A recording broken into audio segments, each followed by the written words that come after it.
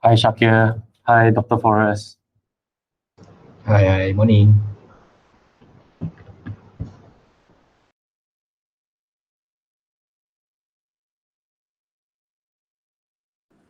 Hi, good morning.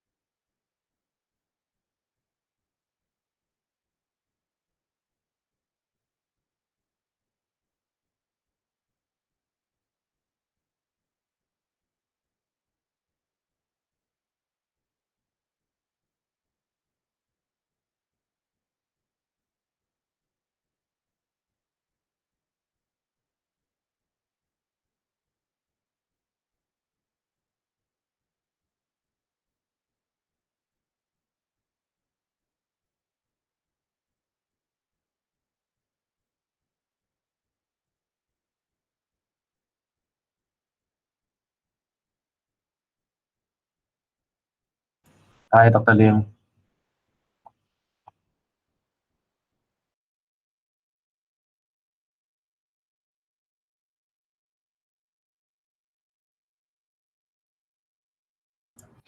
Hi, morning, JC. We still have one more external panel coming in. So once everyone is in, right, then I will start with an introduction. Okay, thank you. Right. Morning. Morning.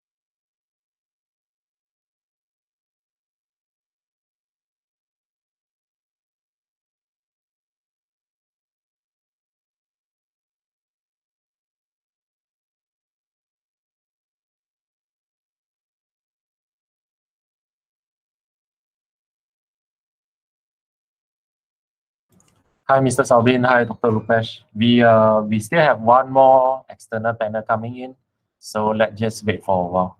Then after that, I will do the introduction, and then I guess the students are actually ready to go. Right? Okay, let's just wait. Right now, we are also streaming it live on YouTube as well, just to let everyone know. Yeah. Okay.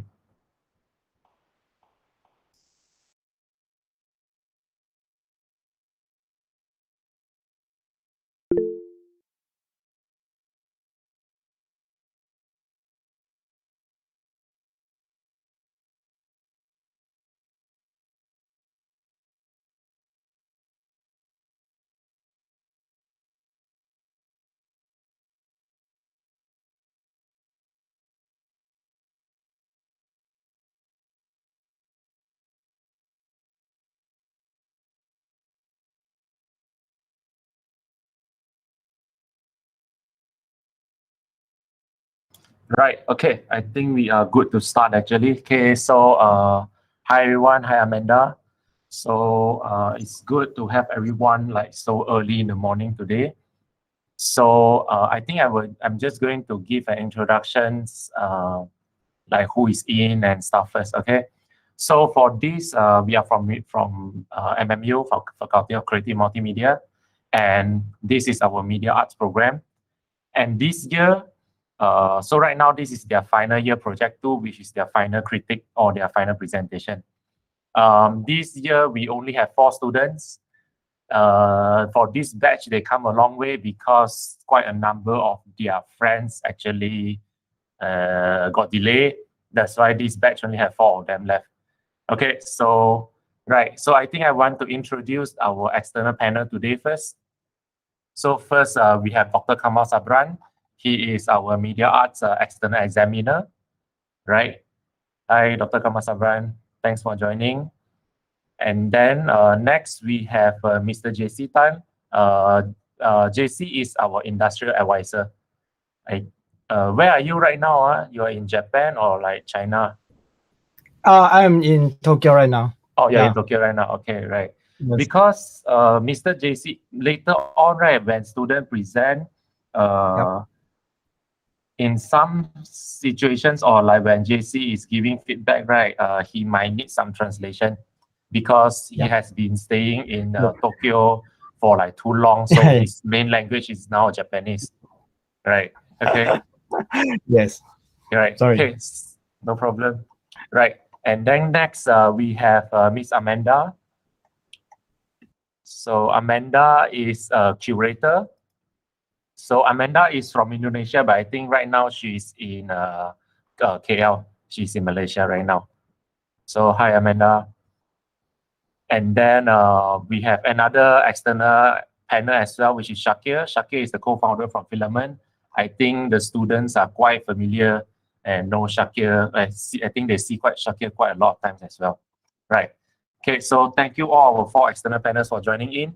I think it should be a very great session to our students to know external feedbacks, right? Okay, so beside the 4 external panels that we have, we also have 3. I think we have 5 lecturers in MMU here. We have Dr. Lim, and then we have Dr. Rupesh, we have Mr. Salbin, and then we have Dr. Forrest over here as well, right? Okay, I guess for students, right? Yeah, I need to introduce the students. So for students, we have Amir Sham. Amir Sham, can you say hello? Okay. And then we have... Good morning, everyone, and Good Ohio. morning. And then we have Ower. Hi. Hi, hello. And then we have Li Tong. Hello. And then, yeah, the last one, we have Vivian. Hello, good morning, everyone. Hi, morning. Okay. So I think I'm done with my introduction. I think it's time for them to actually do their presentation, right? We will go with the flow like how we did it just now in the morning. So I think we can start with Ower first, right? You can start presenting your screen. Okay. Hi, morning, everyone. Let me just share my screen. No, the entire. Share.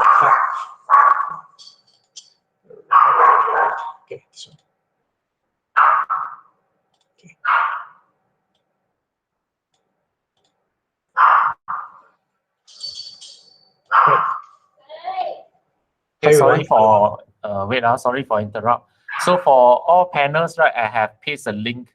So mediaarts.my /FYP. You can just click at the link at the chat box, and then you can look at their the virtual gallery and the works while the student is presenting. Right. Okay. Because sometimes there might be some latency, some lags here and there, right? So the links is provided, so you guys can just access the link. Right. Okay. So pass it back to you. Thank you, Casey. Am I still presenting? Okay. Yep. Yeah, I'm presenting. Right. Hi, Ron. I'm over. They call me Zanyi sometimes. So, okay, in the beginning of our final year project, we are given a topic of Anthropocene. I've chosen consumerism as my subject matters to discuss. So what is Anthropocene? Anthropocene is the period of time during which human activities have had an environmental effect on Earth. For the first time in history, human-made objects overweight living things, and we are living in this era of Anthropocene. So in the future, humans will be digging out plastic from the ground as antiquities and relics. So don't you think that is crazy, right? So in my final year project purpose, I'm trying to discuss the topic of consumerism and how modern media advertisement distort our view about priorities of needs. Purpose invites the audience to reflect and rethink the priority needs of human being based on the theory of Maslow hierarchy of needs. So I've made a cinematic trailer here. So I'll just play it out of my camera so it's not.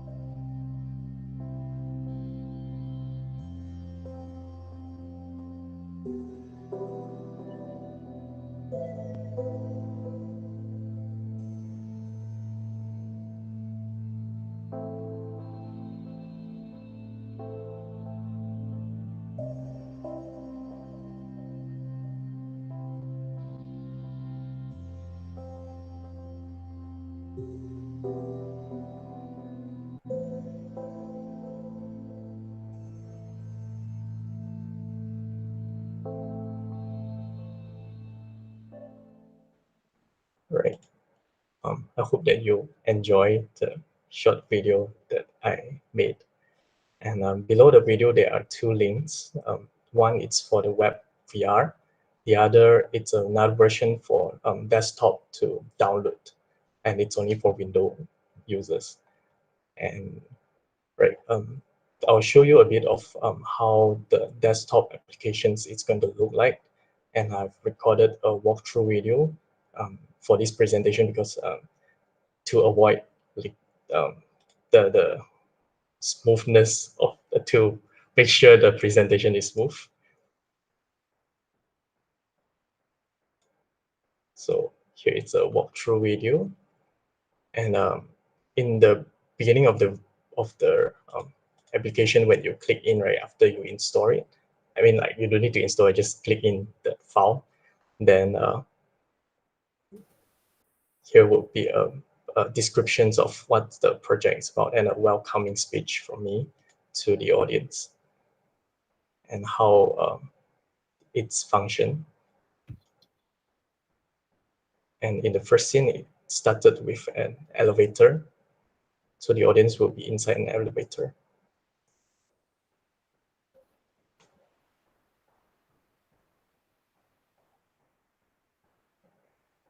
And there will be buttons that go from levels to level.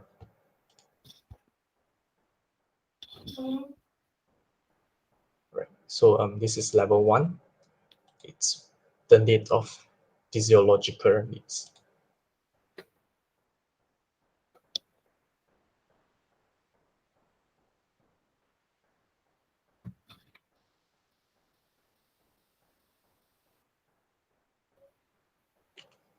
So in each levels, there are 3 rooms.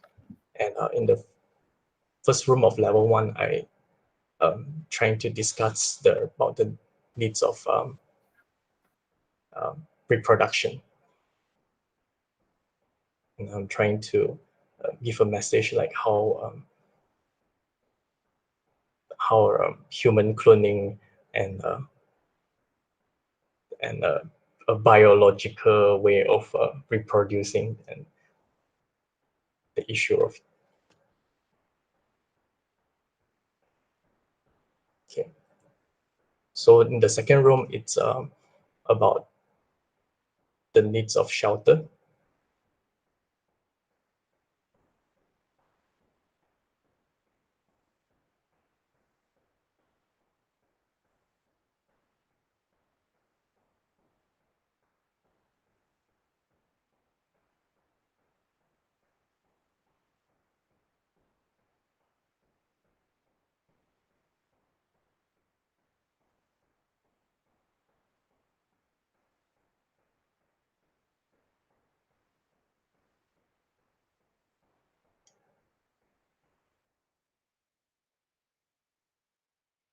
And the third room of level 1, it's about the needs of food.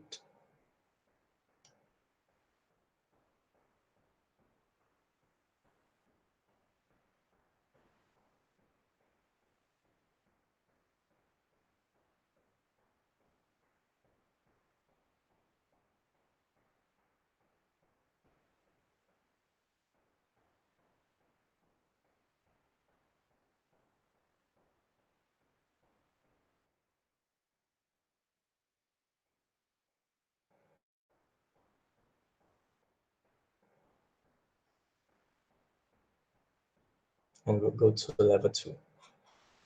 So in each level or in each room, when the audience enter, there will be a code that talks about the room or that level.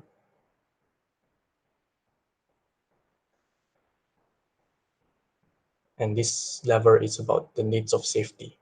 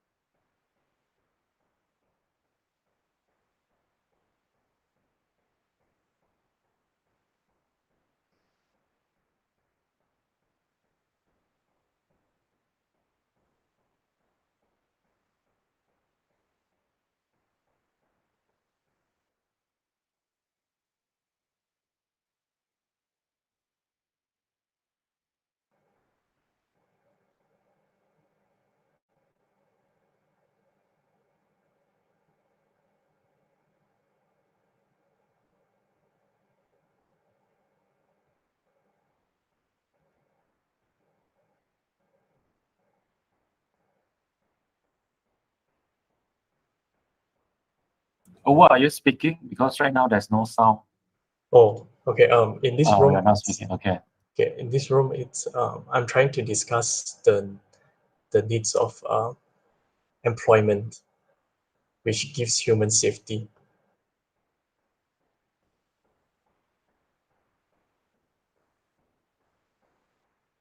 Or security in a way. So in this room, I'm trying to portray that like everyone it's like working like a robot.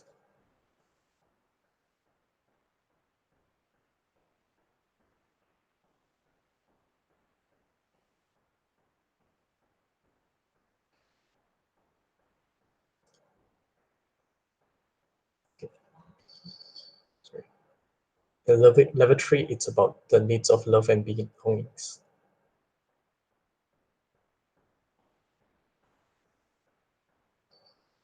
So this is my abstract object for level 3.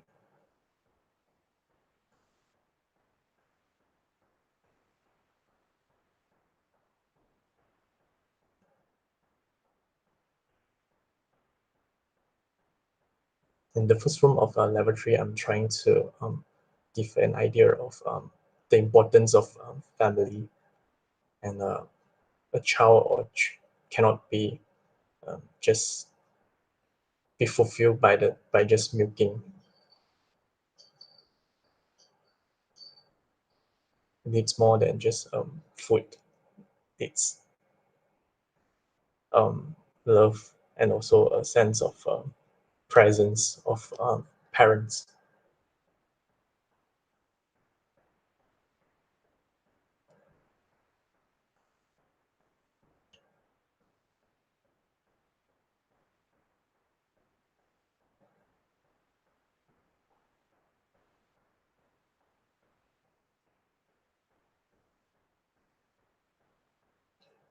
And this room, I'm trying to speak about the topic of intimacy.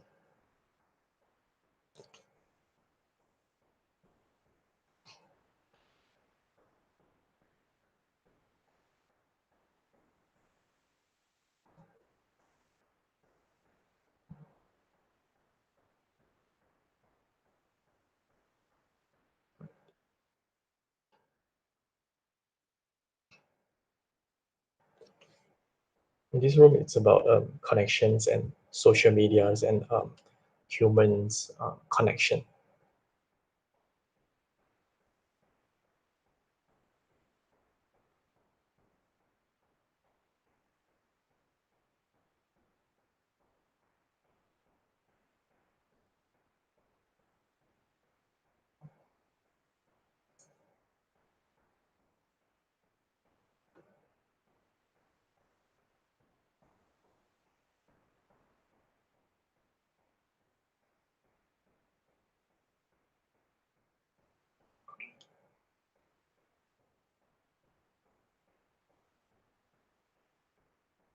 And in level 4, it's about the needs of esteem.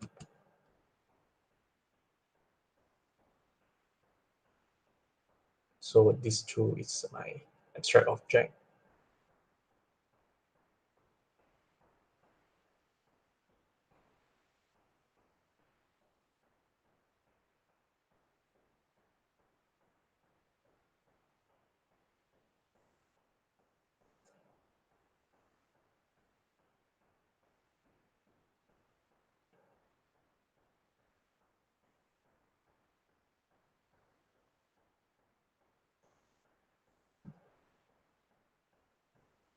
This is the first room of esteem needs.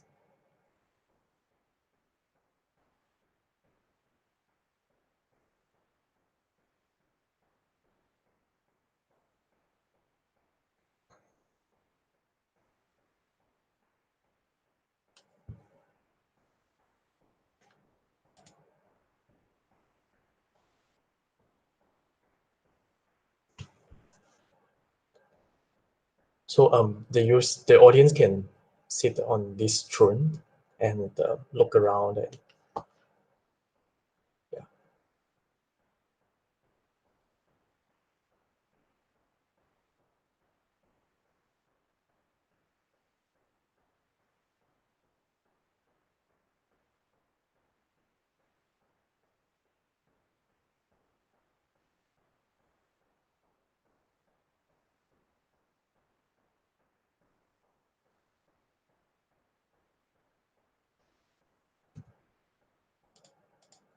Hey, sorry.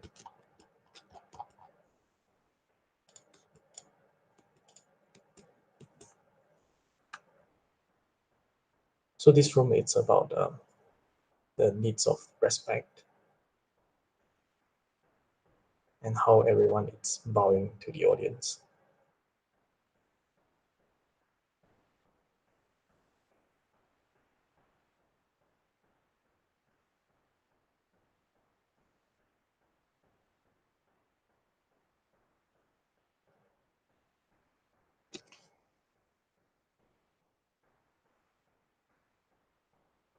In this room, I'm trying to speak about the issue of status, like how every watch is running at the same time, but it has different value.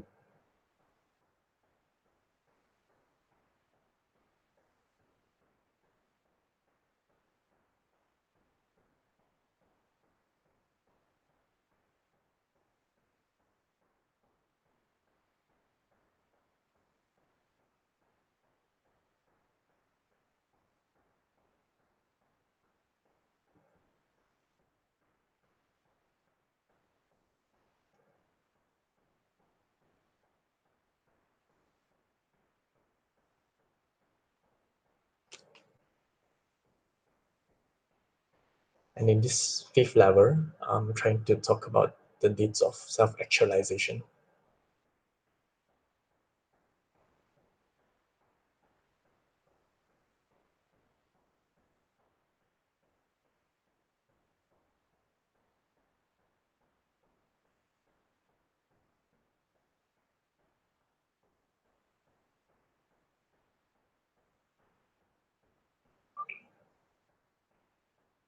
So the audience click on the cube-shaped rock, and it looks like it reach and self-actualization is like an enlightenment, then the got sparkles flying out, sort of things.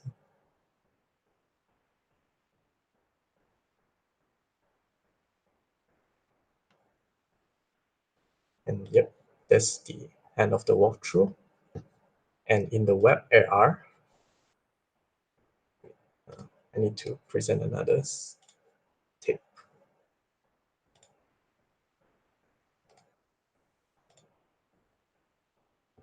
The web AR, you guys are seeing this, right? Okay. In the web AR, it's some sort like the application just now, but this can be accessed through even a mobile phone. Then the audience can go from levels to levels, sort of like turn around.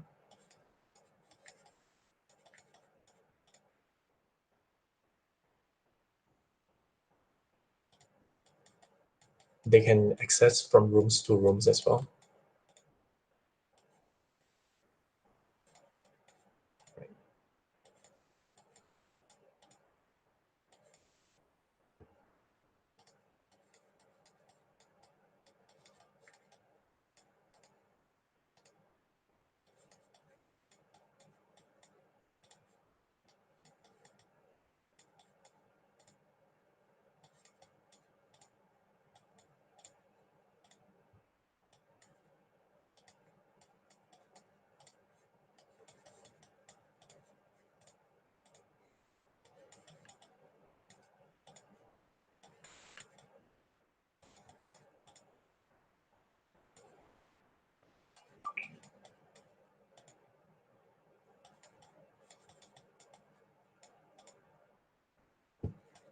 Right. So the rest, yes, you guys can go through it yourself and sort of like play with it and interact with it.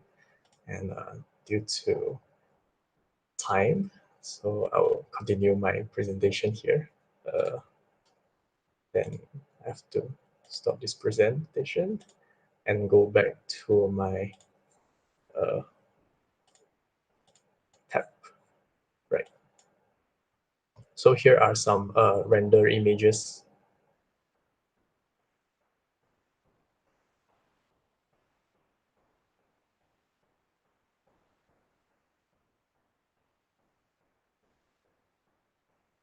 And yes, that's it. Any questions? Right. So if any panels have questions they want to ask, right? Yeah. So now it's the Q&A sessions for Over. Over, you okay? Why you sound so sad today? Maybe too early. Good. Okay. Right. Okay. So so get ready for the questions. Right.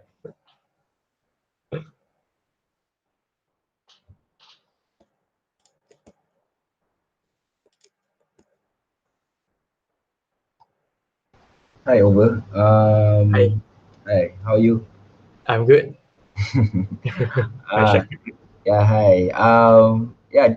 This is, I think it's great to see on the conceptual level and also the ideation that you have. The leveling of it is great. I'm not sure, are you like purposely planning to not give a sense of direction when you are in a level? It's like you can just choose it, like just any room, right? Yeah. I'm not sure is it intentionally or you were supposed to actually go from one room to another room. Right. There's no sort of like a map or direction for the audience to go from room to room or levels to levels. But in my statement, the welcoming speech in the very beginning, I encourage the audience to go from floors to floors. Means like from the first floors to the top floors. But which rooms they choose to enter first is their own freedom, because my topic or my title for my artwork is called Purpose, and I believe that the audience should have the free will to choose which room they should go first. Cool, cool, cool.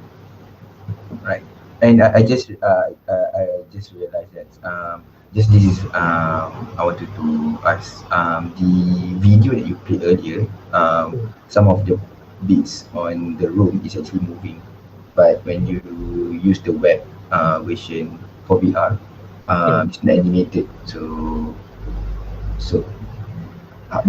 does it need to be a triggered mechanism to trigger the animation, or is it going to be just a static 3D content that we see? Oh, because I have very limited time, so if I want to really make the whole thing like animated, I have to render it in image sequences, and I have to put it in video form, and in each different angles I have to render once. So like what the same scenes maybe have to render like 3 times for it to play if I want to render the image sequence. So maybe in the near future I can do it to another version that the can play. Understand. It's just that I would actually look forward to see it animated because it was shown on the trailer, cinematic trailer. But I think the static 3D is already enough for me to understand what you want to try, what you want to say. So it's not necessary to animate it or make it moving if it's convey the message. I think that's about it lah. So in your cinematic trailer also, it's not necessary for you to show the animated one. You just show the static one. Oh, because the cinematic one, there are two links. One is for the window, the other is for the web AR, web VR. So for the window one, that the user have to actually download it. The one actually got animation and everything. I see. Yeah. Okay. It's the one Got not need to render. Okay, got it. Yeah. So it's faster.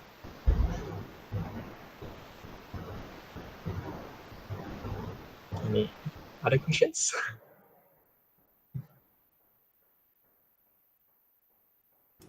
Right. Okay. Thank you, Shakir. Is there any other questions from other panels? Maybe from MMU lecturers as well. Okay. I think Dr. Kamal Sadran has something to say. Hi, Dr. Hi, Over. Hi. Good morning. Congrats. Thank you. Good job. Thank you. That's all. No question. Thank you. Thank you for your compliment. Right. So basically, I think if there's no questions for now, we can move on to next student first. But actually, like after 11, right, I think the panel can actually still stay and actually ask more questions, or while you're exploring their virtual exhibition, right, that you might have more questions, then we can ask again later also, right? I think with that, thank you over. I Thank you. think for now, the next one is going to be Vivian. So we will pass the floor to Vivian. So Vivian, you can start sharing your screen, right? Thank you.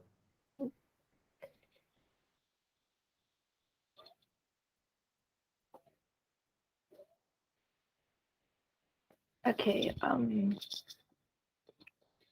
Over, stop can sharing first. everyone see my screen? Okay. Good morning, everyone. I'm Vivian. So in my FYP, we had been given a theme called Anthropocene. So what is Anthropocene? Anthropocene is a proposed geological epoch dating from the commencement of significant human impact on Earth's geology and ecosystem, including but not limited to anthropogenic climate change. So although Anthropocene is talking about the human impact on Earth, but it also can be described as a time measurement for human civilization throughout the history of Earth. So the theme I am going to discuss for today is how the changes of human civilization had impact on human ourselves. So, however, there are a lot of subjects that I can discuss within the theme of human civilization. Hence, I'm choose to discuss the topic about beauty. So, beauty, how does it change in human? How does the beauty standard form? How does the beauty affect humans? So beauty is not a necessary element for human survival. But why does beauty become important in our life? Because nowadays, everyone judge every part of the body from the head to the toes. So everyone has different beauty judgment of anything. Even philosophers are also very interested in investigating the standard beauty judgment that changes by years. Many people, especially women, always dissatisfied with their own appearance.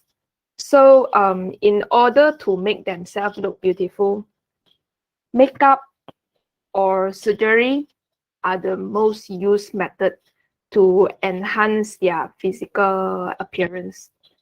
And even now, a lot of beauty filters are made in order to make themselves look pretty in the pictures in Instagram, Facebook, whatever social media. So the reason is because people who are pretty or handsome are able to get more benefit than other ordinary beauty humans. So my artwork is about beauty. Beauty is a project trying to against the beauty standard judgment, because the standard of beauty usually were influenced by the mainstream media or social media. It shakes the way on how we think about the beauty. However, society usually do not agree on beauty which fall out of the mainstream standard. So through this project, it questioned the audience on the standard of beauty and their aesthetic judgment. So here is my artist statement and my technical statement. You can please take a look. And also, I had the billboard conceptual video here. Yeah. So let me play this video.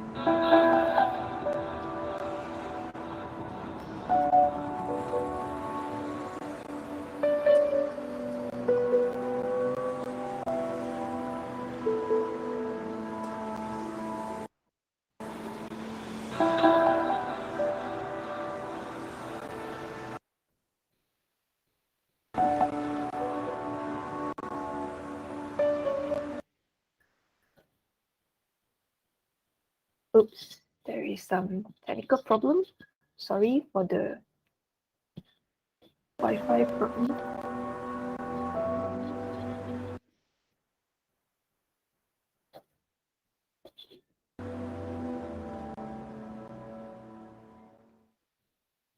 Okay, sorry, there is some technical problem. And here is my video of my project, Beauty. And I might want to turn off my camera so that it might proceed better for the video. Sorry for the inconvenience.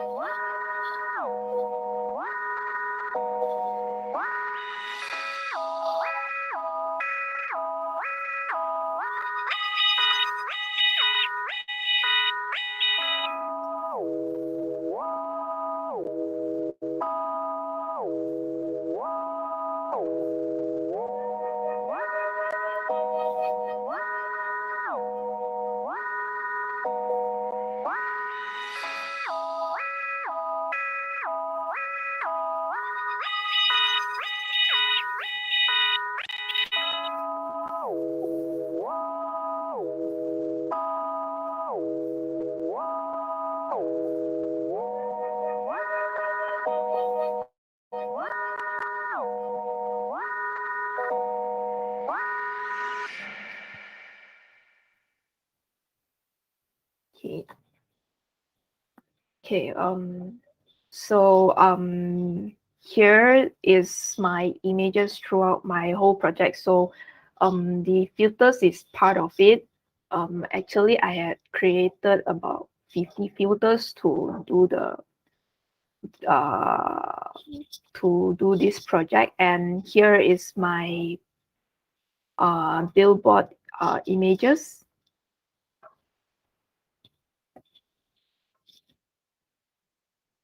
And yeah, there you can also refer my final year project 1 through this Behance link. And thank you very much. Is there any question?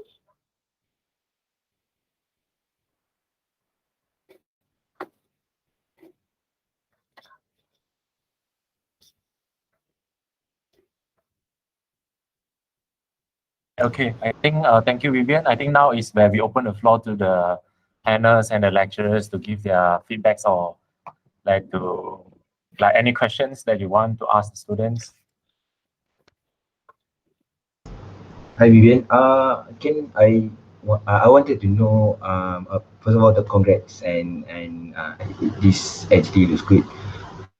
I wanted to know on how do you generate the visuals?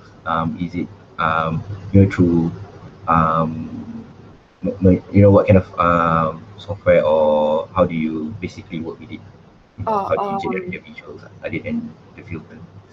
Okay. I had used Spark AR and machine learning to for my project. So Spark AR is to distort all the face features. So after I had distort all the face features, the images, I use all this data to put in the machine learning and let it train. So I will get the result that most satisfied. Yeah, because the machine learning they train the result randomly. So some might have slightly different one. So which you cannot really see the big difference that the face features is changing. Understand. So can we try this on Instagram filter or anywhere?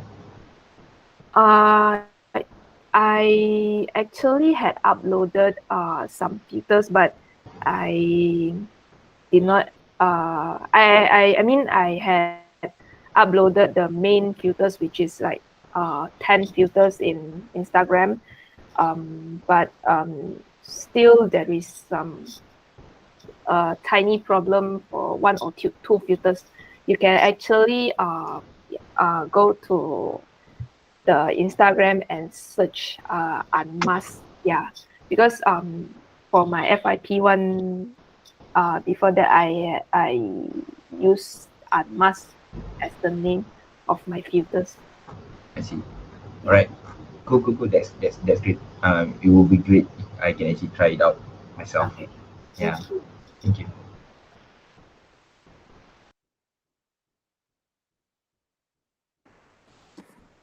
Hi, Waywen. Hi. Congrats.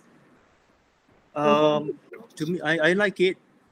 Very good project, but a little bit no twist. I mean, the twist is something that I love the effect. I love the concept. The idea is excellent, but it's like hanging.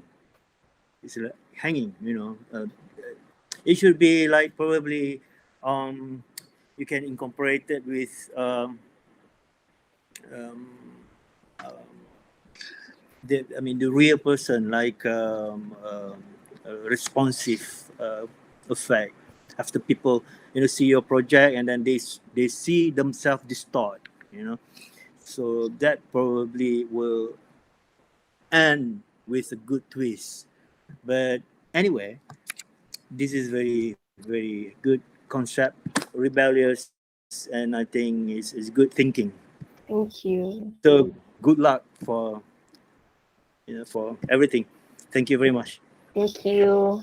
Thank you very much.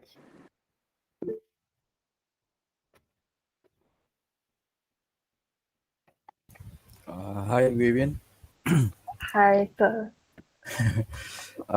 This is good. Yeah, you using AI, and then Thank you. probably you wanted to explore more on the body shape, on Okay. the beauty of body shape because it's very subjective. Yeah. For now, yeah, it's on facial, but I'm looking forward. Yeah, after your graduation, we can see more of your artwork. Yeah, Uh, and can be focused on maybe the whole body. okay. Thank you. Congrats. Thank you.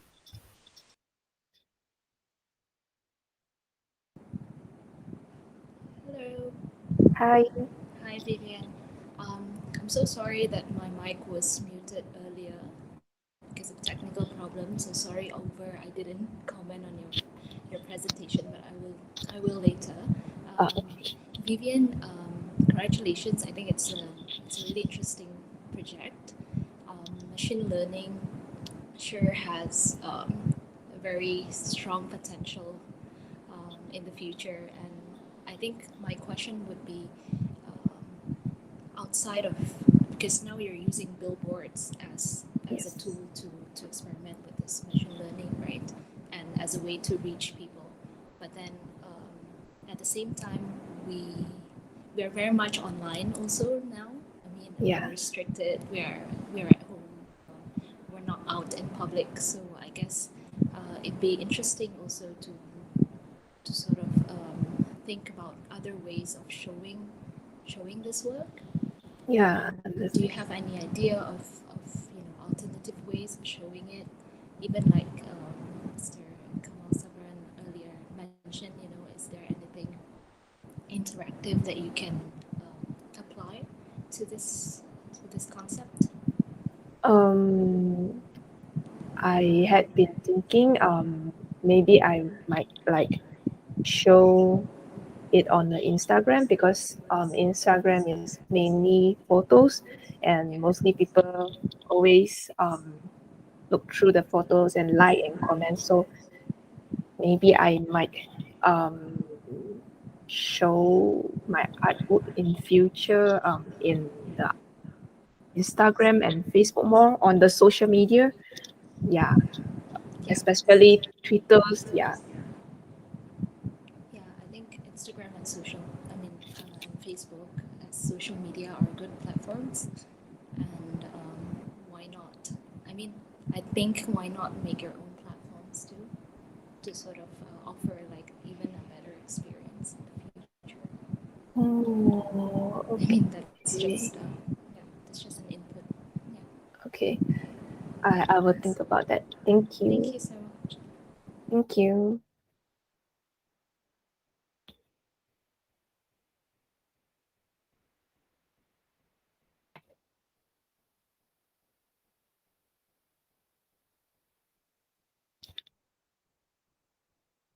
Okay, right. I think for now we can let's go to the next student first. Right. We can discuss more later on, I suppose. Right. Okay. So thank you, Vivian. So Thank you. now next we can Sham first. Amir Sham first. Right. Okay, Sham, you All can right. start sharing. Right. Right, will do, sir. Hang on. Now, entire screen Windows.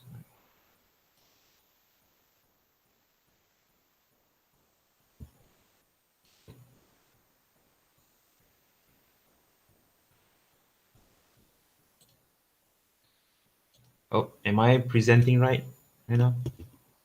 Oh, hang on. Okay.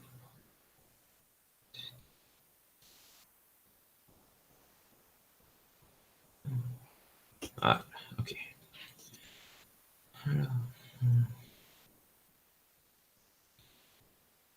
Okay.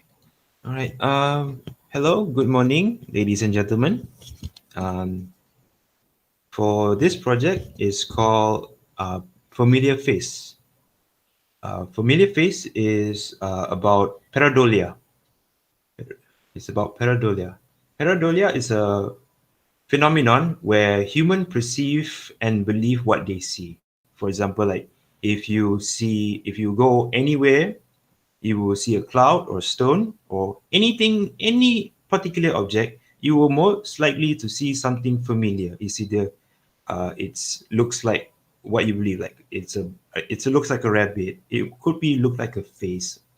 It could be something that somehow related to you, but doesn't necessarily related to others. This is what they call, yeah, this is pareidolia in particular. Okay. Um, sorry. Okay. Uh, excuse me. When it comes to related to Anthropocene is ties to human. Sorry, Anthropocene is always about the epoch of human influence. The most common one is in influence in uh, pollution or anything geological scale in terms like pollution, climate change. For this one is always is about ties to human ideology and mysticism, faith, culture, or uh, I yeah, as I said, mysticism. Okay. As a result, this is a creation of man. As a result, excuse me, it's is the creation of man-made structures from idols to totem to monolith. Well, monolith is more towards to apohenia, which is perception of belief, of meaning.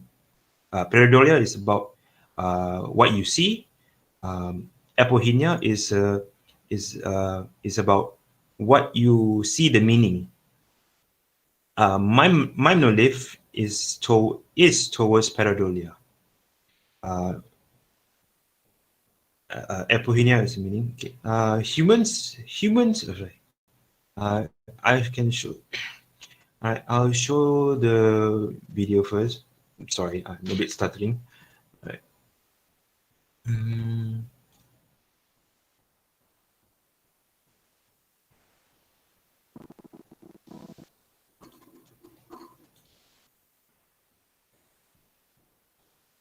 All right.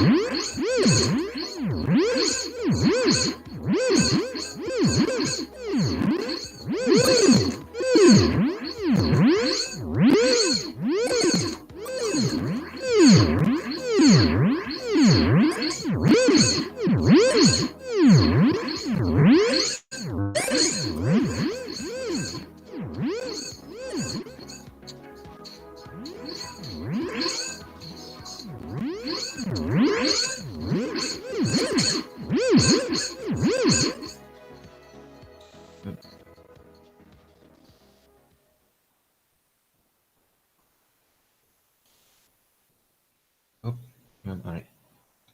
Okay.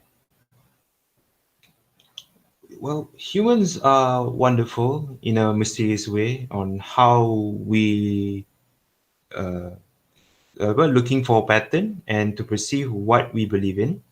For this project, it's a curiosity to wonder if machine can capable to perceive as human does. Um, so this is my artist statement, and this is my technical statement. All right, this is the pillar. This is a rotation pillar. This is I to this is where I try to test the rotation.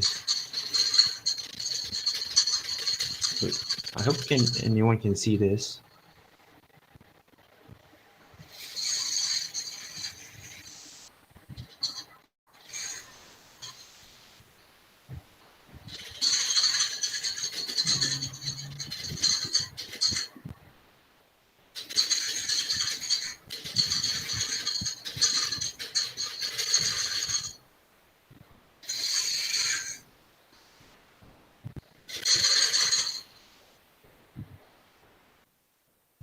All right. So,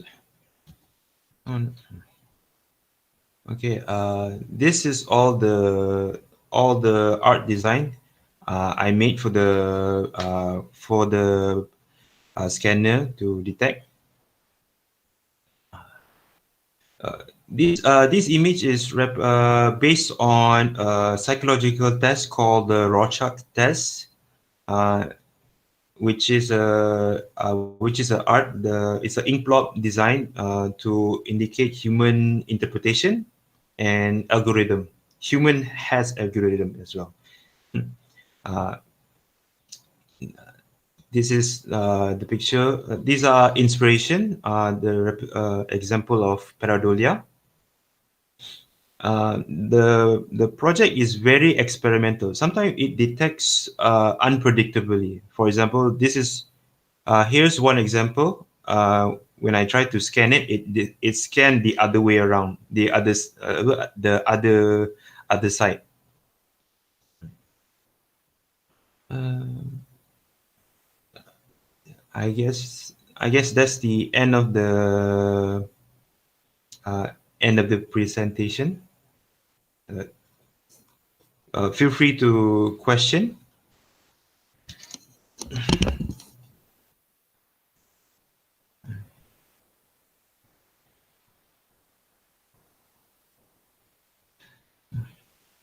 Right.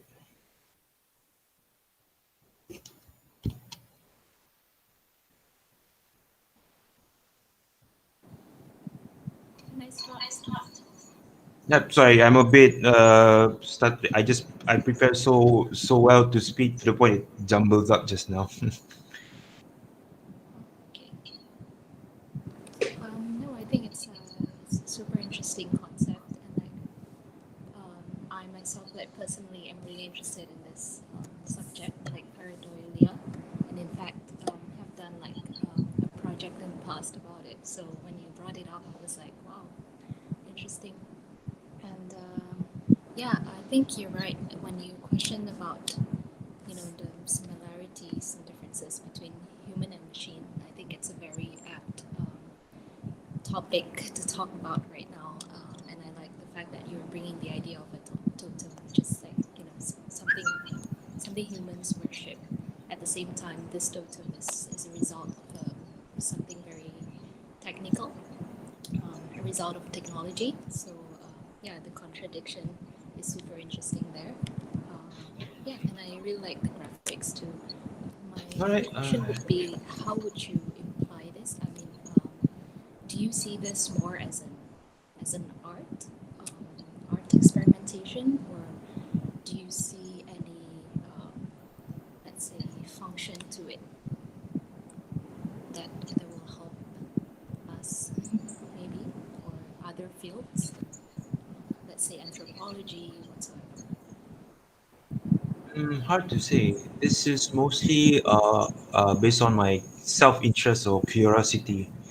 Um, I think I forgot to mention the audio. There's a two platform. One is pure data, and the other is Unity. The one is the one based on the video is using Unity.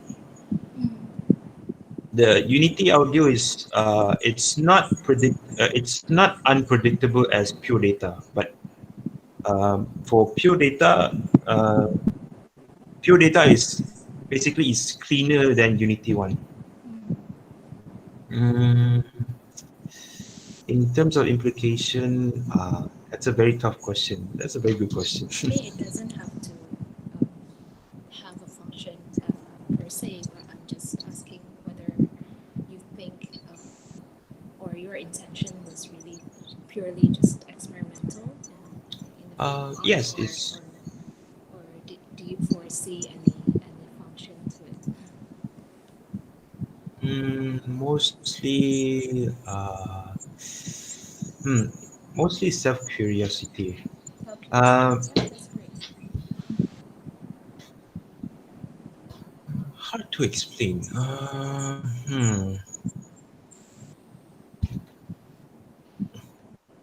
Yeah, I'm not sure how to answer that one. No, it's okay. Yeah, it's great that you're experimenting, and I think it always starts from there. Yeah. So thanks so much. Well done. All right, thank you, madam.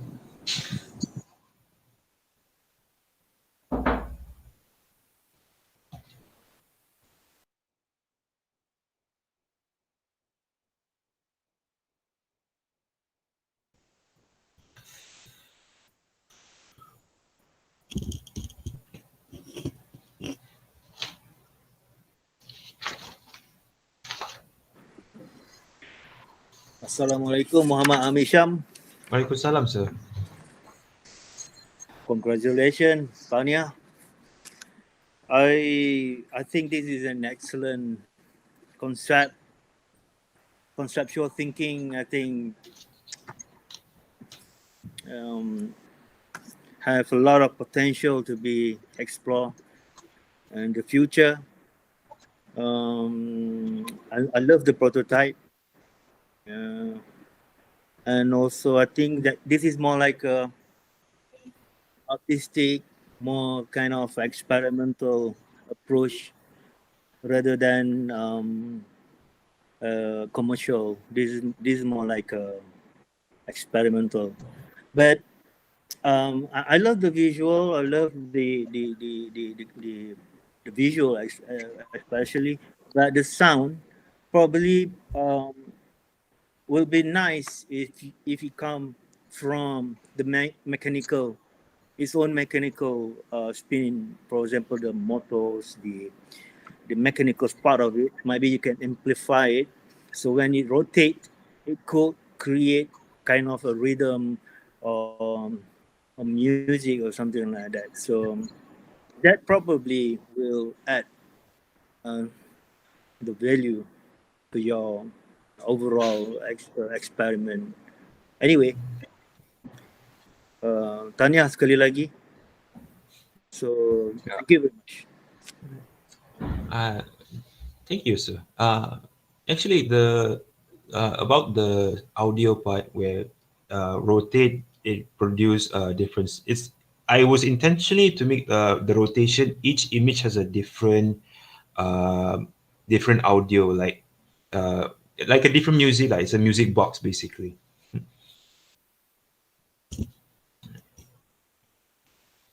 But somehow I fail to do that because it's too predictable.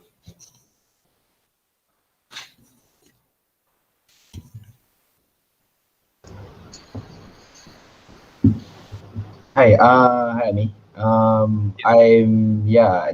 Congrats, is really interesting work, and again, I think everyone expressed that the visual is interesting, and I would like to know how did you actually generate the visual?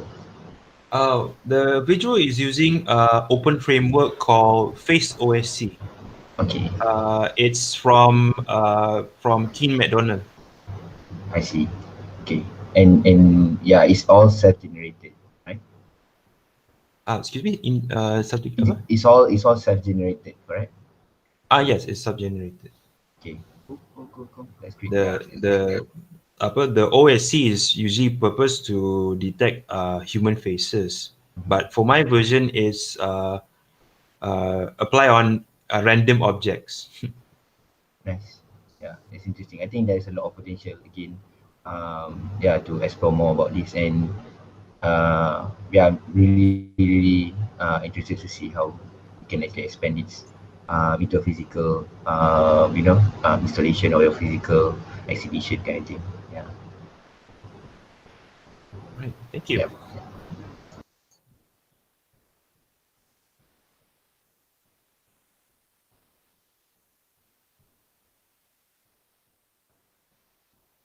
Okay, all right. I think thank you the feedbacks from all our panels. I think now we can move on. First, let's go to the next, the last one as well. So Sham, you can stop sharing your screen, and then we let Li Tong to share her screen. Right. All right. Okay. Apologies. So Li Tong, so you can start now. All right. Right. Hi. Okay. Okay. All right. So, okay. So I'm presenting, right? All right. All right. So my name is good morning, everyone. My name is Li Tong. So this is my project title called Su. So Su means fast and speed in Mandarin. All right. So let's talk about the big title of the day, which is Anthropocene. So what is Anthropocene? Anthropocene can be viewed as the period which human activity has been the dominant influence on climates and environment. So according to the given title, I will discover the issue of urbanization. Urbanization speed up our pace of life. Since the start of industrial and digital revolution, the development of urbanization not only makes people live more convenient, but also makes the population gather in the city, and thereby increase the competitiveness between people and people. So that's why people tend to blindly pursue. Sorry, I think I need to scroll down. Yeah, this is my artist statement. So that's why people are blindly pursue the fast. All right, it's often related to being valuable. All right, so have you ever noticed that sometimes when you cross the road or you walk in the MRT station, when the peoples around you are walking faster than you, your step will also speed up. So, and you will realize that some of you, like when you are waiting the food or the stuff you order from the Grab food or Food Panda or whatever, when it hasn't arrived within 13 minutes, you will say like, wow, why so slow one? Can it be faster? So we have accustomed to this rhythm and the pace for long enough. So we started to get impatient and often overlook what is the really matter. This sort of phenomenon will impact both health and mental of a society. So my word, Su is a video art that reflects the fast of urban life. So the footages and the shots are mostly composed from our daily routine in order for the audience to relate lah. So the interpretation in the video present the word from the way what I see it. So I would like to encourage you all to slow down your space, through my personal perspective. All right. So yeah, I'm gonna to show my final output. All right. I think I will off my cam first. Okay. So before I show my final output, I think I will explain my initial idea. So the initial idea of my work, it's supposed to be a physical video art installation, which is the video will be projected to 3 different panels. So that's why you can see my final output will separate to 3 different panels.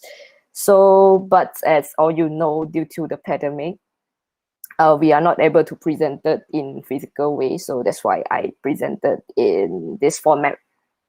So, okay, I play the video. I think it's better for you guys pin my presentation to your main screen. So it's better to watch it in full screen. Yeah, okay, so this is my video.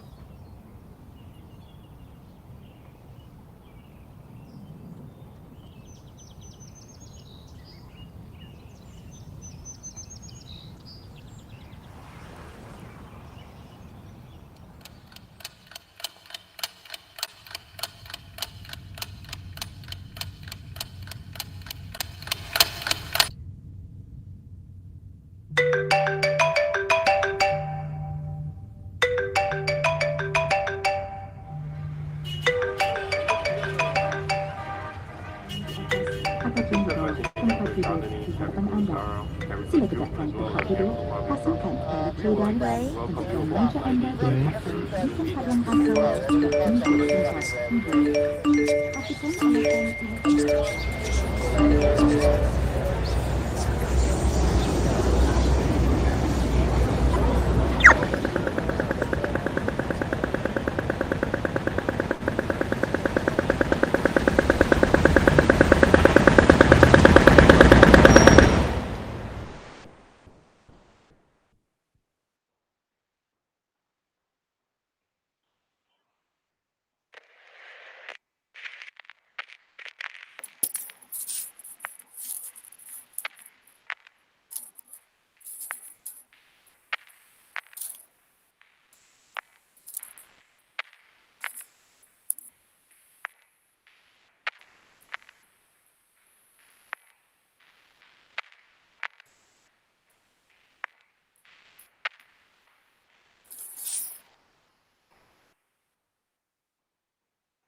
All right, so this is my final video, final output video.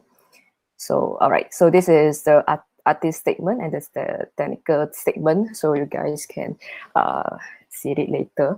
So I want to explain in the video, you can see like got two different tones, which is the black and white tones in the video reflects the men are blind and ignorant in their business. They are blindly pursue the fast. They seems to be emotionless. Yeah, they just carry out their daily routine and operate like a machine. So in the color tones, colors tone is to represent other faces, appreciate the beauty of slow and slow down appropriately. All right, so and this is the behind the scene of my work. You guys can watch it later. All right. Okay, so this is the images took from my video work, and also some my photography work relates to this project title.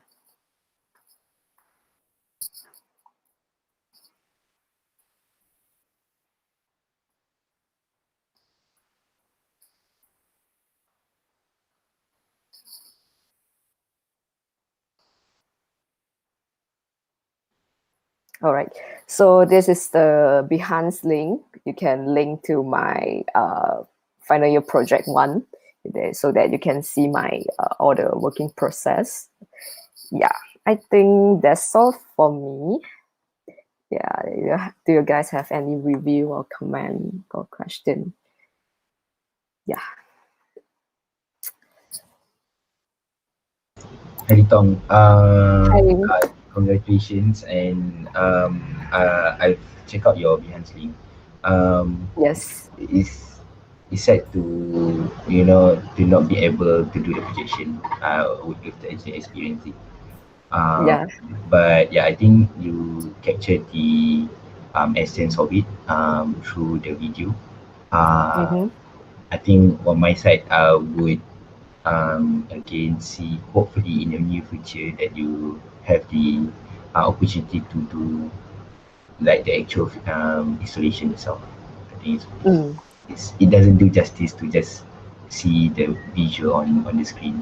And yeah, I do hope that you have the opportunity to do that. Yeah. Yeah. Yeah, I hope so also. Yeah. Thank you. All right. Yes.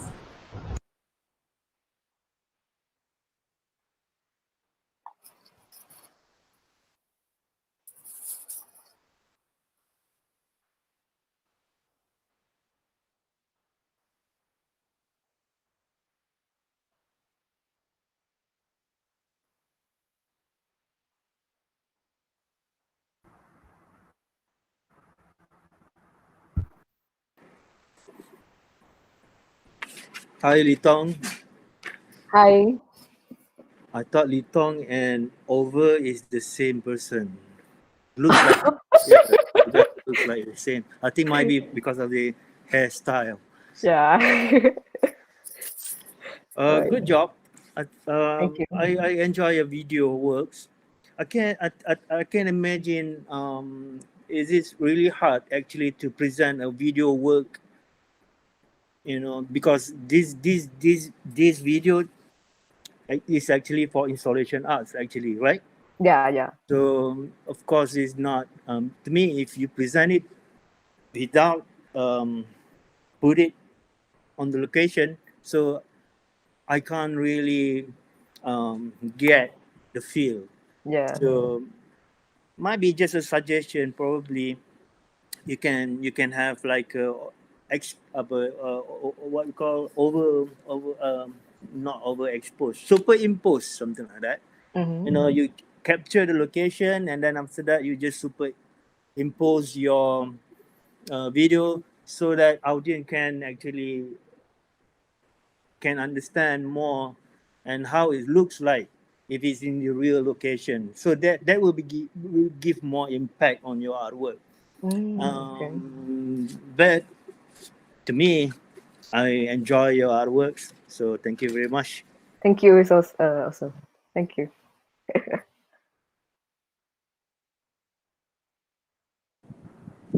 Hi, Litong. Hi.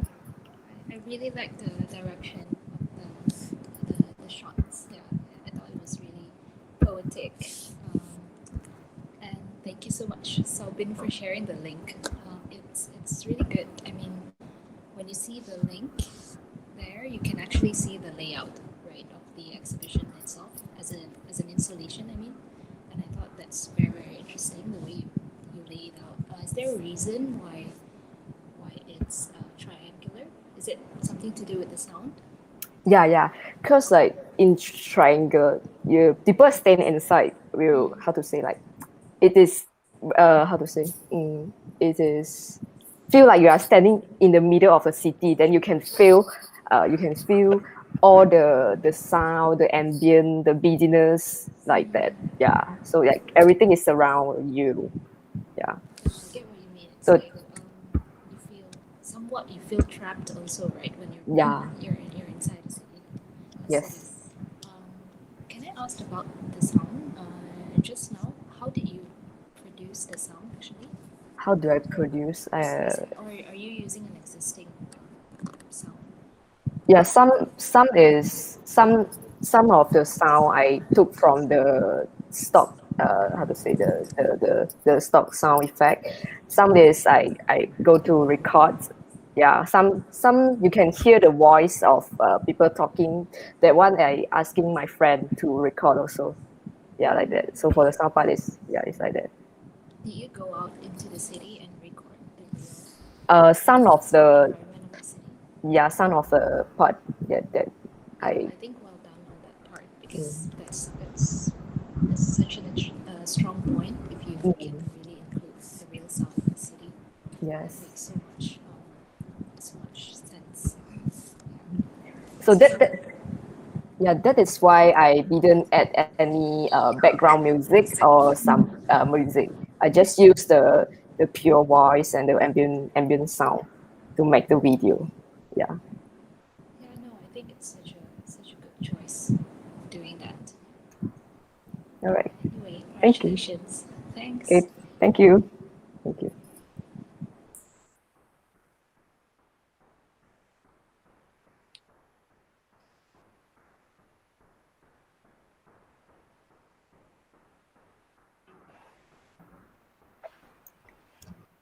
I think Salvin, your mic is on, right? Is it you want to give some feedback? No, I'm waiting for all our external panel to speak before we really start the butchering. Okay. Right. Is there any more comments from our external panels? So this round we only have 4 students. I think all 4 external panels is I think except Shakir, right? Other 3 of you, I think it's the first time you guys saw our FYP presentation, right? Media arts is a program where we constantly trying to explore and figure out. We let the students sort of to explore themselves and experiments along, because we not like it's not a cookie cutter program, so we don't limit the students to you have to produce a 3D animation, you have to you must create an application and so on. So that's why from our previous FYP and this FYP, you can see there are a wide range of works or output that the student actually goes into, right? It's challenging also because, so at the same time, right, I think later on, if you guys accept MediaArts.my, right, it will then bring to the virtual gallery. So at the virtual gallery, you can relook at their works, relook at their FYP1, and from there you could give them more feedback as well. So I think let me just share my screen.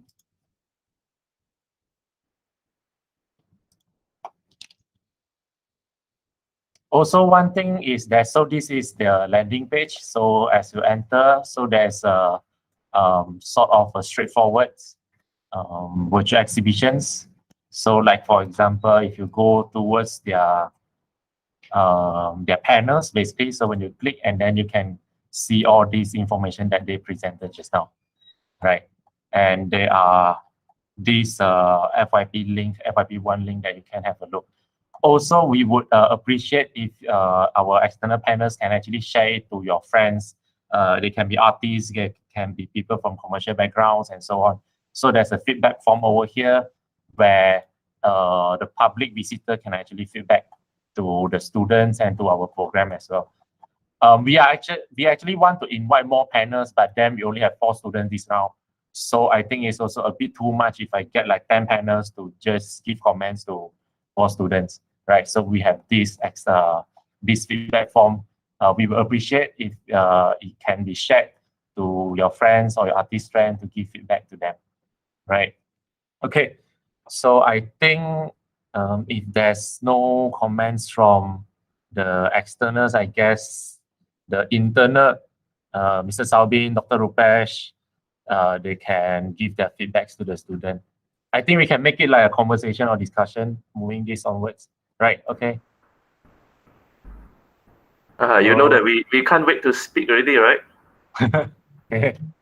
How about JC? JC, 你要说东西是吗？有东西要 any comment from JC first before we? Hi, Jessie. Hi. Hi.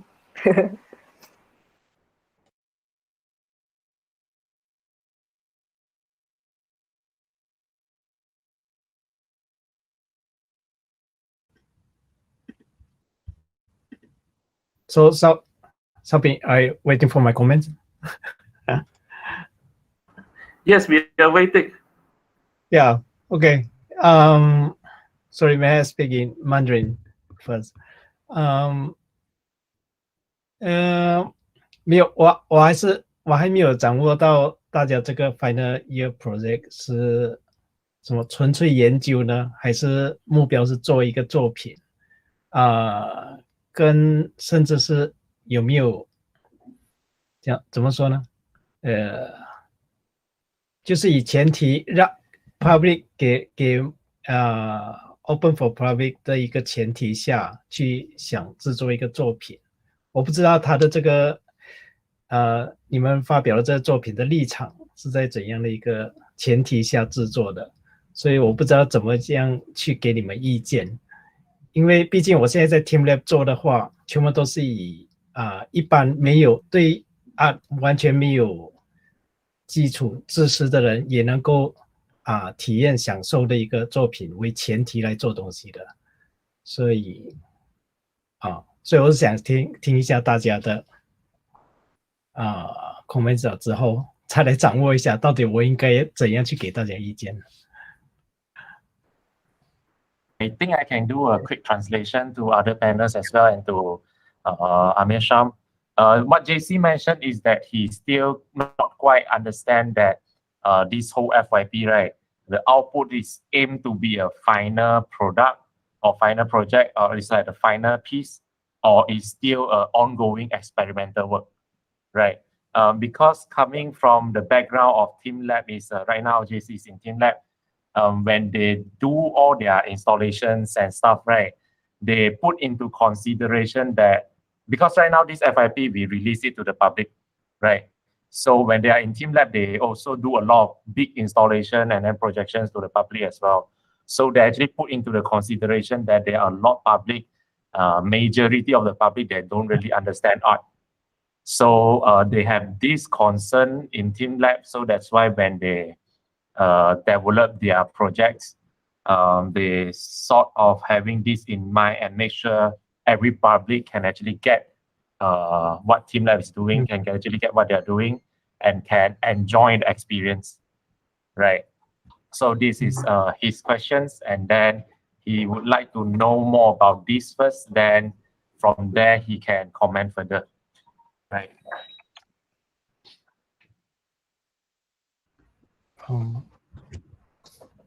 Right. I think I will answer your question first. Okay. So I started with wanting the audience to feel uneasy while looking at my art piece and all. And I did put a little bit of nudity inside, but it's very being toned down and a bit washed out because consider on who is going to look at it as well. And yeah, when I started this project, it's supposed to be for the public, like the target audience. Yeah. I see. 针对你的作品的话，我是觉得你的 concept 是很好，可是你的作品强迫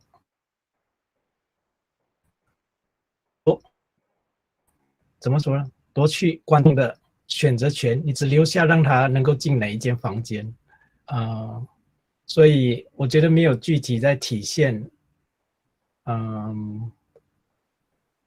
也让大家去发掘你现在提出的这个问题强迫 audience 去进入一个房间。对他在体验你的作品的时候，他已经失去很多选择，他只能够去选你留下来的选择，你所提供的选择，所以是很束缚的。明白。所以单单是体验这个作品的话，可能很难去察觉你要表达的那个意思。I think okay, what he said is when the audience goes into my artworks, the audience choice is also being limited. Like you either go into this room, or you go to each levels. And I think that it's our life, our choice are being very limited. Even, I mean, like in a bigger scale, right? We can't eat, like, let's say breakfast. How do I put it? All right. When you are given a choice, is either you want to eat, for example, you want to eat noodle, or you want to eat meat. And when you go into a store, you want to eat this or that, this or that. But if we put into a smaller scale inside a game or in a building, that's the situation inside the world.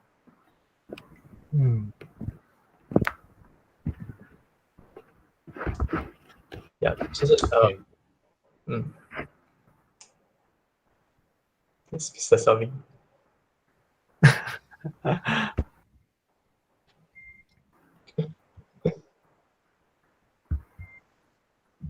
Yeah, I think it's okay. Let JC try to sort of absorb everything over here as well and see what everyone is commenting. JC, you want to take a rest? Then I can start talking. Or someone else want to talk? Okay. Can I just like summarize on my part? Sure. I think I might need to leave slightly early by 11. I just want to summarize, all works, and I think personally, I've been to some of your work, and I think some of you guys involved in Anyala, and I think we met before. I've seen what you guys can do. Obviously, not all of your work is being.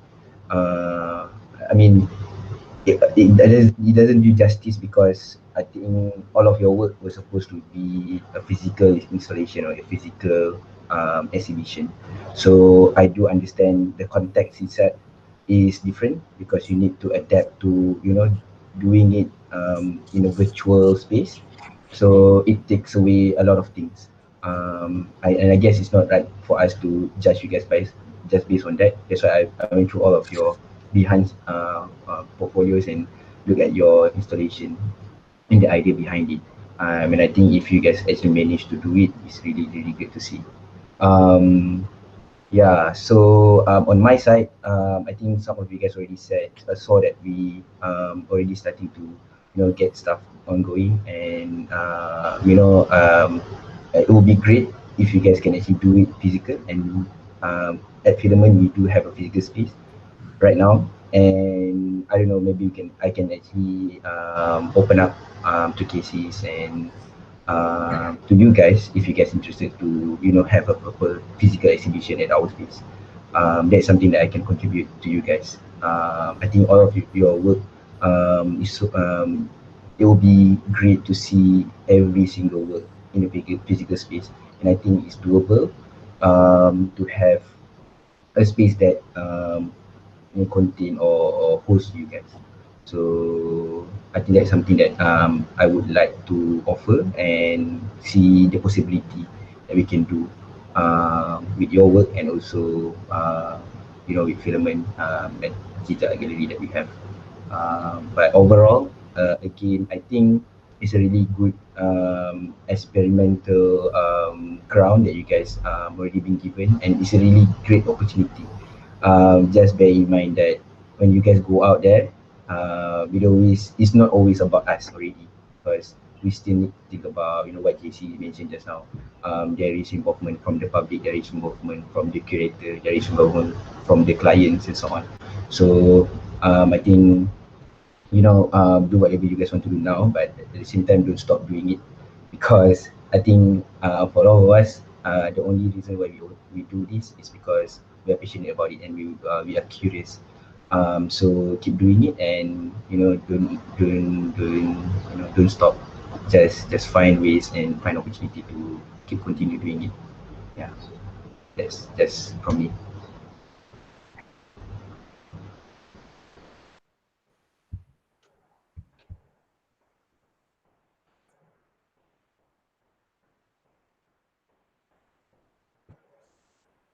Oh, coming back, thank you, Shakir.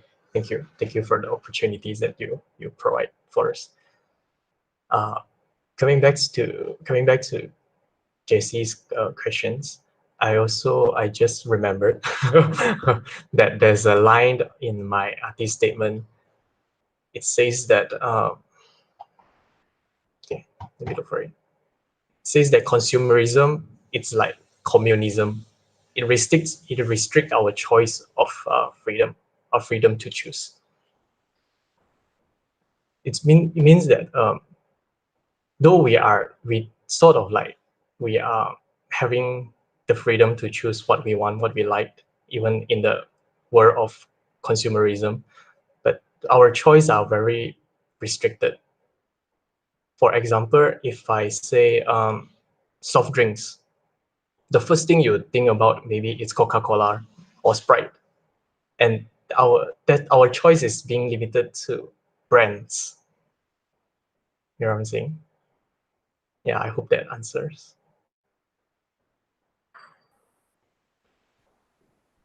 OK, thank you. 没有，我今天看你们四位的发表，其实大家都有共同的一个情况，就是你们有一个很大的 message， 很长的 message， 要 push 给audience 让他知道。可是像我们 team 我们做作品，我们会先设想观众是怎么样去理解。他在那个空间里面，或者是他在眼前看到这个的时候，他的整个 body 整个身体会有怎样的一种反应，所以要先去想象他会感觉到什么疑问，然后从而去准备那个答案去给他，而不是单方向的一直要讲东西给他听，而是要让他自己提出问题，为什么我会觉得这样，然后你就准备一个 context 给他，让他能够去解决他的疑问，这样的话会比较顺畅一点，因为在他还没有觉得有问题的时候，你就把很多问题跟很多答案都丢给他的话，他会很抗拒，就没有兴趣去更理解他了。就好像Vivian 的那个 beauty 的课题一样，你可能要先准备好一个画面，让他觉得很美，或者是很丑，他就会觉得为什么这个这样美，为什么这个这样丑，他才会想要去知道你的 concept 是什么。OK， 我的 comments that's all， 我会写给你们的。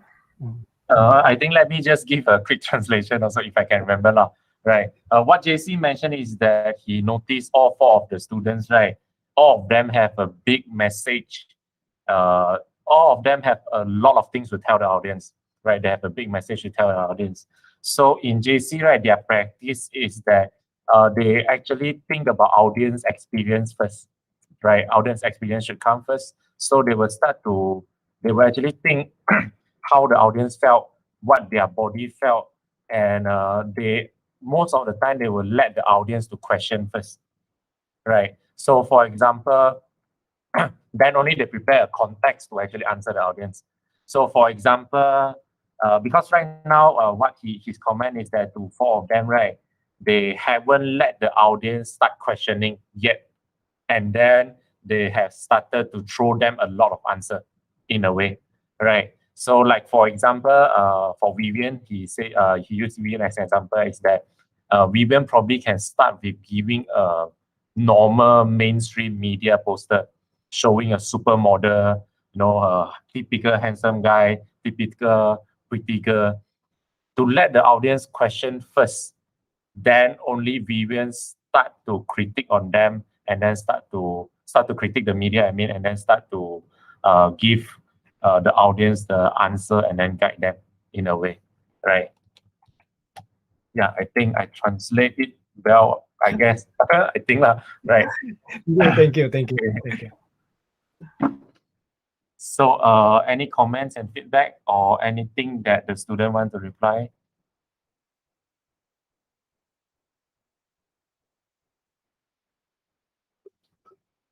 I think I can reply from my side. I think it's actually very good input because we follow like this batch. I think I teach them since their first year, their first media art class. It could be because we have been following them like for 3 years, I suppose, right? So a lot of things that we might overlook, like what JC mentioned just now, especially even in FYP, is a 2 trimester project, which is 24 weeks. Right, so there are a lot of things that we probably overlook, like what JC mentioned just now, because a lot of things that the students trying to questions or answer, right? Because we already know, and then like else as when we guide the program, we sort of forget the audience maybe don't know yet, right? Yep. So this probably is my feedback on that. Okay. I think just to add on also, Casey's it's great that Jesse mentioned about try to think about audience first. But it's again is what's the brief and also what you guys want to really do at the first place. Maybe that is not even a priority when you guys started working on the project. So maybe that is not the direction that you guys are working on. But again, yes, it is a really good advice. As you guys move forward and go out to the industry on anything that you guys do, even as simple as you do graphic design for prints. So you need to always think about what the audience perceive about it, and of course, you guys have message to say, and if it doesn't convey the message, means that our design or our art is failed. So I think I look into a both side. It's great that you guys wanted to express it and tell people about it. But yeah, again, having the thought of how people would then perceive it or accept it is also something interesting to always think as you guys move forward. Yeah.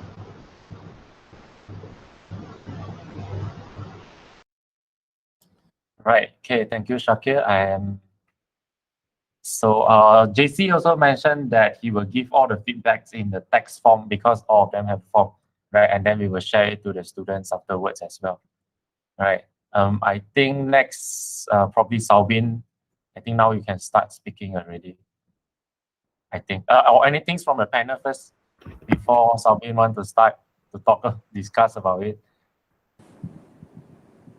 Yeah, sure. I think just to wrap up. Right. Let Salvin speak. Oh, I'm sorry, Amanda. I thought. Oh, sorry. Would you like to go first?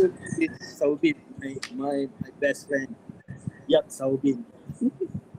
Please, Amanda. Thank you. Amanda, please. All right. It's Yeah? important for you to Okay. tell them. Okay, I haven't gotten a chance to comment on Over's presentation, which I think was really interesting because of my microphone earlier. But yeah, it's really well done, and I myself am such a fan of VR. So when I saw that, also like the navigation, like inside the space was very smooth. So my question is like, is it now? It's now a downloadable form, right? So it's not online or anything. Okay. Do you like foresee yourself? Would you like to experiment with ways on how this VR environment could be more interactive and where you can actually talk with each other? Is that like something you're going for at all? Or do you see this as just an individual experience where the user can go around by themselves and not talk with each other? Oh, okay. Talking to each other as in one audience talking to the other audience. Yes. So that you can create a discussion inside the space. Is that something you would go for if you have if you kind of like master the technical side of it? Or is it, do you not think it's necessary? I don't think I will do that for this You don't project. think you'll do that? Yeah, Okay. I don't think I'll do that for this project. So it's just like a personal adventure in in the space, right? Okay. Yes. VR chat. Yay. Okay. Thanks. And I think just to like summarize everything, well, it's hard to like summarize everything because all the projects are really unique, and really well done on bringing such interesting subject matters and ideas forward. And I think I really agree with what Shakir had mentioned before.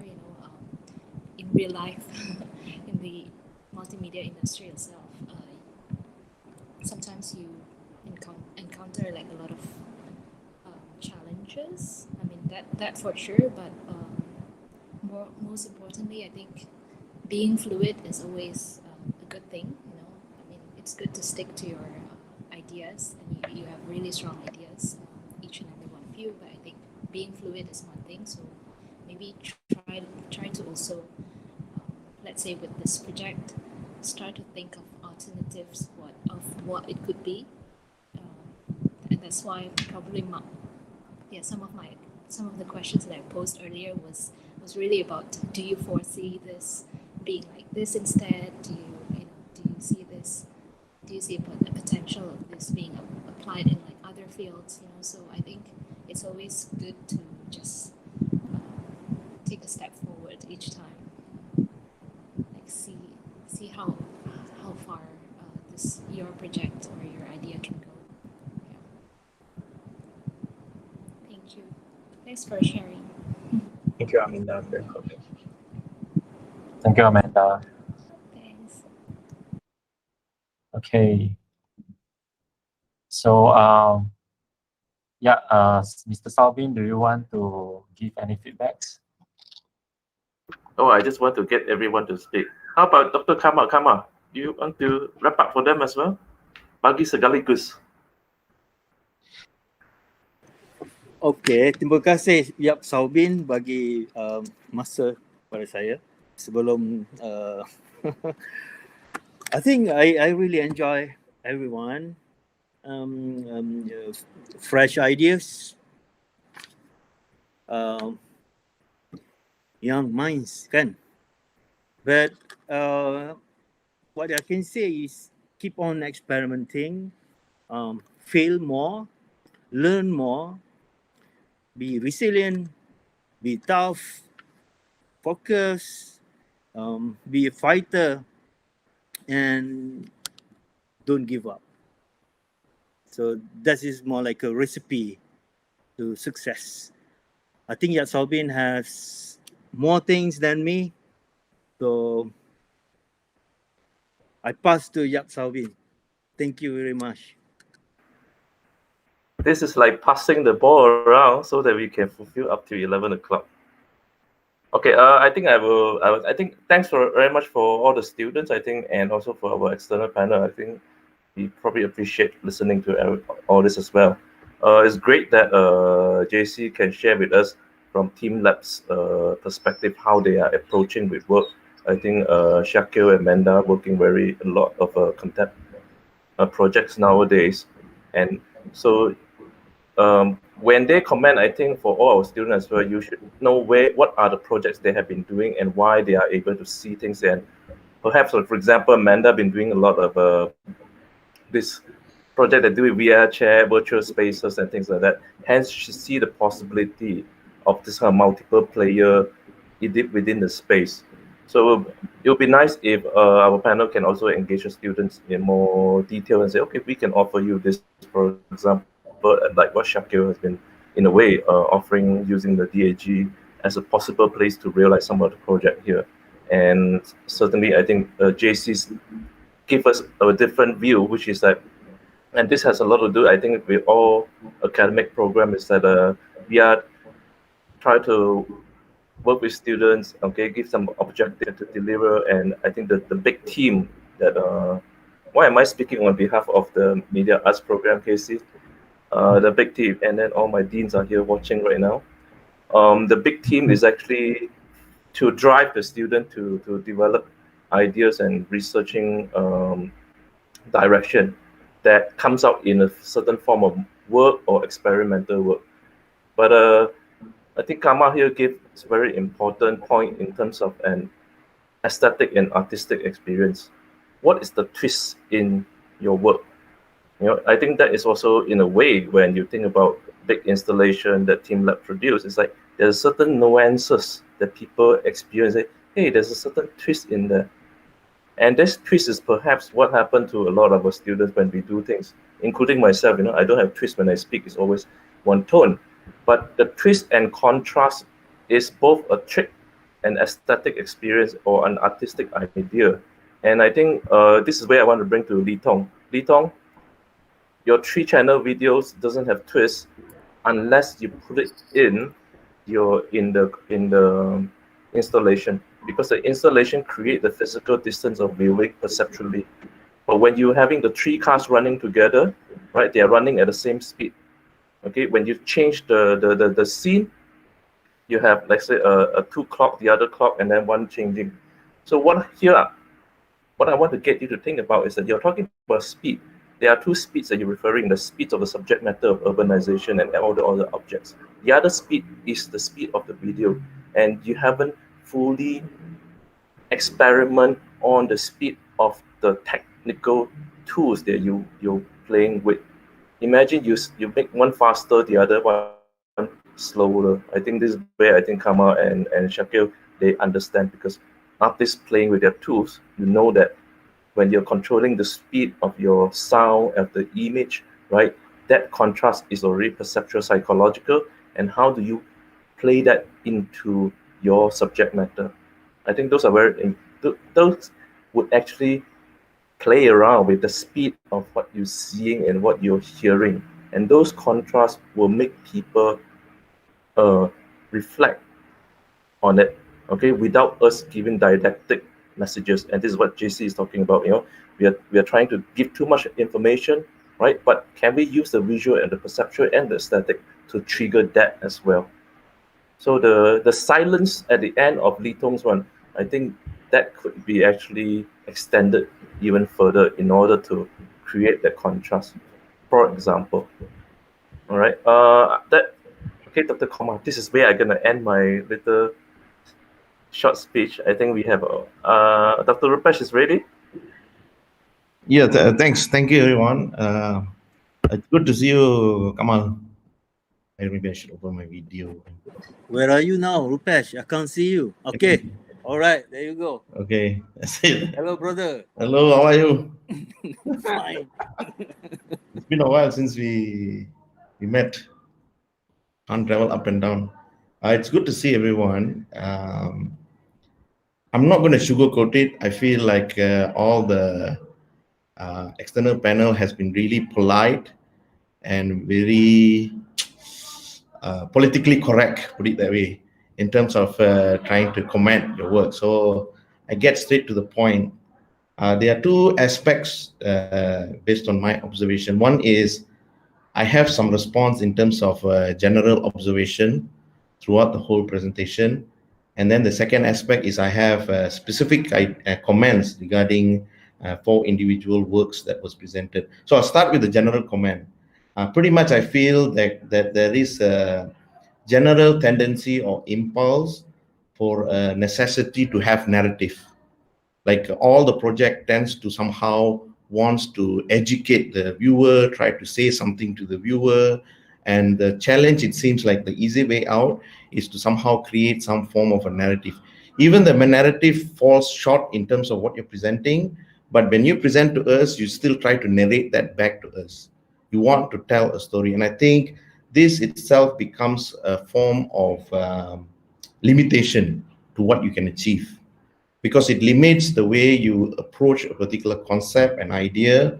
It becomes a form of some form of a ready-made structure that you're trying to fit into, where you don't allow yourself for more crazy experimental approach in thinking about how can you make your idea a lot more accessible, rather than the well-known usual way of having narrative, right? Going from one point to another. And this is obvious in Kamzanzi in Over's project, right? You have the floors, you go one by one, you go, and then you put the pyramid. It seems like, okay, I'm going from the bottom to the top. So you're actually trying to narrate, try to hold people's hand and all that. It seems in some way, I feel that is limiting. Secondly, in terms of translating abstract idea into visual form. So all of you are dealing with abstract ideas, and I see there is a weakness in terms of translating that in a form of visual. So this goes back into the idea of some of the basic stuff that we have taught in humanities. I don't see y'all using the term semiotics. I don't see y'all, using the ideas that we have taught, how people read signs and languages. So you can easily use those things to actually convey an effective idea, or even experiment with those methodologies in terms of trying to speak of an abstract idea. So because you do not think about those strategies, or maybe you lack the application of those, the idea remains abstract to some extent. So it becomes difficult and inaccessible. Then it demands for you to start explaining to all the viewers, like, okay, my idea is about this. I'm talking about beauty. I'm talking about speed and all that. It does not come, the work itself, it does not seem independent enough to communicate that effectively. Regardless, even I'm not a general audience here, like I have a specific skill set, I have a certain particular body of knowledge, and I'm looking at your work, I still find it difficult. So you can see that is a problem. Okay. Now, the third thing is problem in terms of presentation, right? So I acknowledge with the issue of pandemic and the constraint that one has to work with, which is like, even now we have to see this work, and this has been highlighted by other panels as well, I'm sure, like in terms of the unfairness of actually looking at your work in how it should actually manifest. Now, this goes back in terms of I don't know exactly how the program was structured or how was it progressed throughout the pandemic, but generally then my idea would be, why do you need to do that? Maybe you can just straight away work with online medium. Let the project ends up being an online project or a video art project, for example. That makes it a lot more easier, a lot more addressing the pandemic issue, and importantly, a lot more accessible as well. Thinking about both in terms of the presentation and also the content. So you already have a defined medium that you're working with that works well with the sort of presentation that you have to give at the end. So all this could be aligned in such a way that really somehow think about it holistically, that would present an effective presentation towards the end, right? So that becomes some form of suggestion, right? So because of that, so you end up with all sorts of problems, like in terms of how do I read this? How do I see this? Is it a presentation? Is it a installation? Or is it an interactive object? Which is fine, I think, in a normal setting. But given the situation, I think towards the end, I would think about it critically and maybe adapt a particular strategy to address this issue. That's just a suggestion, right? Another thing is in terms of the Anthropocene, right? So Anthropocene, I think one must acknowledge is pretty wide. Anthropocene is addressed on various levels, from economic perspective, from nature, environment perspective, from in terms of human consumption perspective, from in terms of cultural and ethical perspective. So Anthropocene itself, it's a major issue that being discussed on a global level now, right? We are discussing this on various ends. And it talks about renewable energy, it talks about the survival of human species, all sorts of things. It's so complex and it's multi-layered. So I would suggest to somehow narrow it down to think about in the context of what you're working, right? So maybe you can think about it in terms of how does certain sort of technologies addresses Anthropocene, for example. That could be one thing. Then you think about it all from that particular perspective. You're talking about technology it is. And then that would enable you all to have a more concise and planned presentation rather than now you're going, it's so diverse. One talking about consumerism, another one talking about beauty, and then another one talking about speed. It's so diverse, which is not wrong. But the problem is because of this kind of a diverse range, the way you address Anthropocene, what happens is you end up some of the works actually thinking about the technology are working in the context of Anthropocene. Others merely use the technology as a form of representation to address the issue of Anthropocene. So I want to clearly highlight this kind of a two distinction. One of you are merely using it as a tool to create something so that you can speak about Anthropocene. And some of you are really thinking about, okay, how does a certain technological progress actually impacts and effects in terms of human intervention in the world? So there is this two distinction that's happening, and I see these two distinction. Now, in terms of the media art, I would imagine, and this is something Casey has to correct me if I'm wrong, my imagination is you want our students to actually really think about the domain that they're working in and how does that domain actually addresses Anthropocene, rather than merely using it to create some form of a representation. Like, you know, I use Photoshop to create a painting, but the painting is just like any other painting. That's not what we want.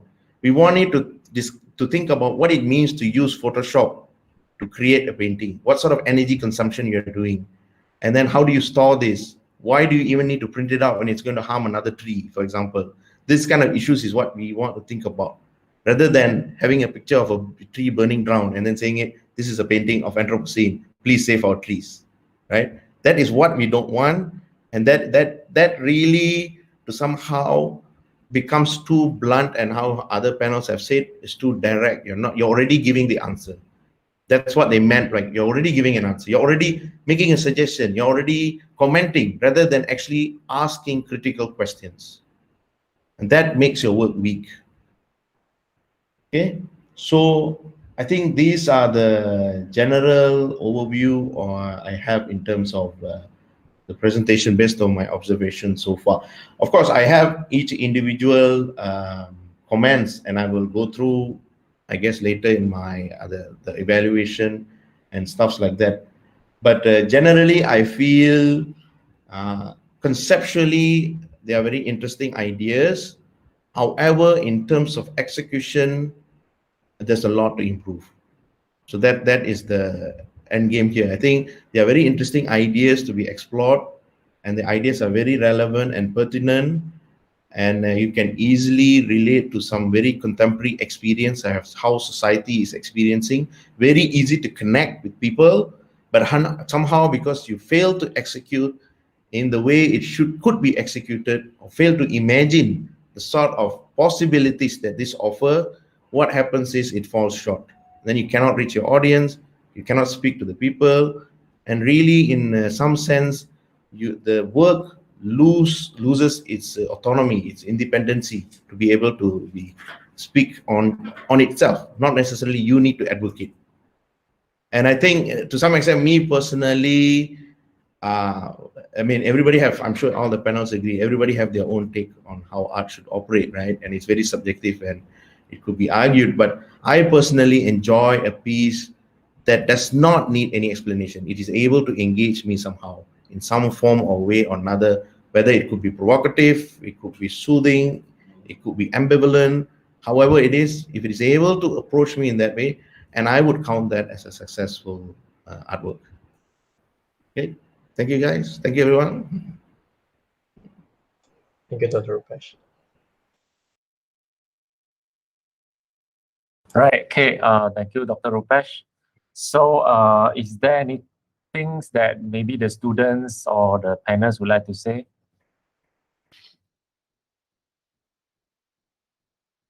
Right. I think if no, I think maybe I can end the live later. Then you guys can discuss more if you guys want to, and you guys can explore their works online as well. And feedback can always be given afterwards as well.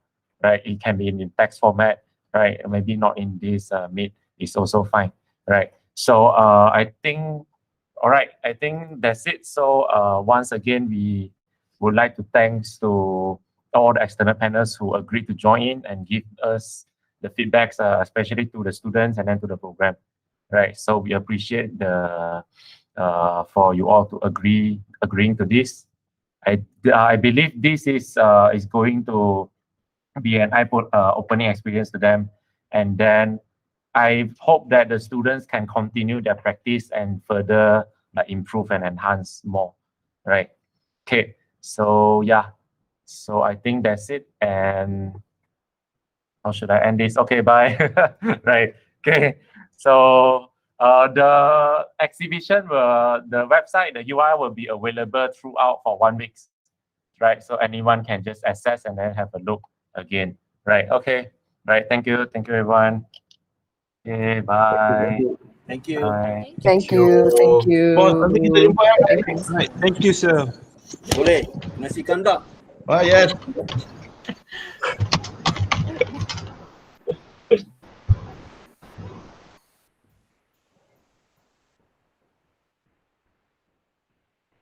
Something is